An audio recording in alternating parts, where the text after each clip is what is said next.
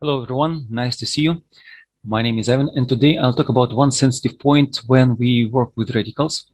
I see that both Americans and Russians, at least those whom I'm working with, are making this kind of mistakes quite often. So please be together with us and let's discuss it. Usually we are learning this from school.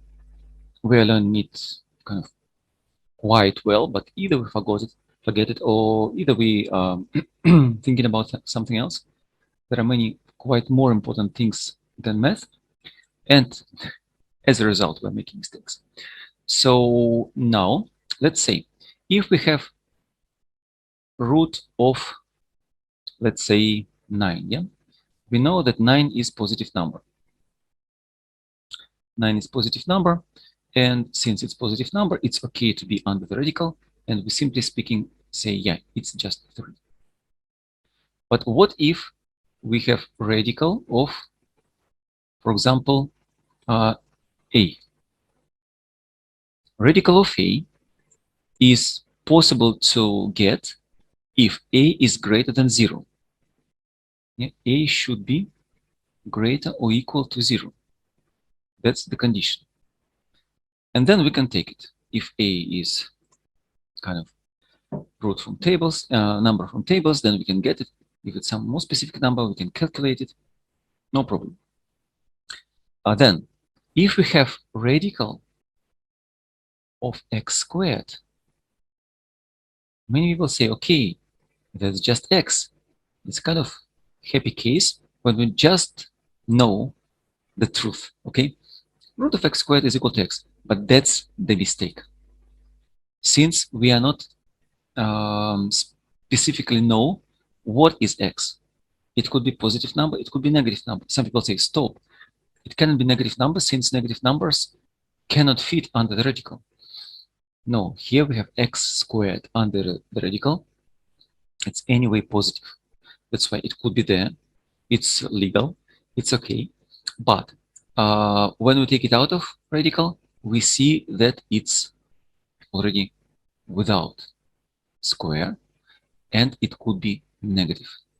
So if we write like this, and x is negative, it doesn't make sense. But in reality, if we think of root of, let's say, negative 2 squared, this root exists, right?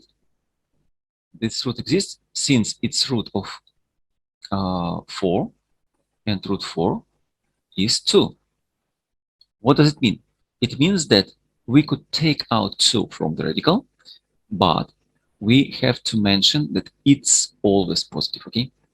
And in this case, thinking of it now, of this kind of problem, we should say, anyways, either it's positive or negative, it should be positive after taking a radical.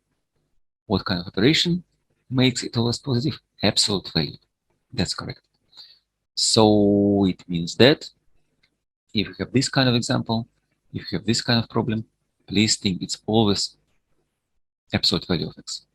Furthermore, if we have kind of, not even kind of, if we just have even powers under the radical, like radical a to the 8th, it's okay to say it's a to 4th, since a to 4th is anyways positive. But if we have radical, let's say, y to 6th gain, then if we take out from radical, it's y to 3rd. But odd powers keep negative number is if y is negative. Yeah, that's why we have to make sure that in any case result is correct, and we take absolute value again. So as a rule, if under the radical you have even powers of some variables, and when taken out from the radical, after taking out from the radical, you'll get this variable in even power. You don't need to worry.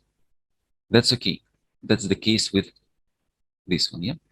But if after taking out the radical, you'll get odd power like this, you should put absolute value bars, okay? That's what I wanted to share with you, since I see that probably even when I've learned it at school, I did the same mistake. I already don't remember. It was too long time ago. But now I see that it's kind of tricky problem quite often. That's why please be careful. With this, I wish you success in all your studies. See you and bye-bye.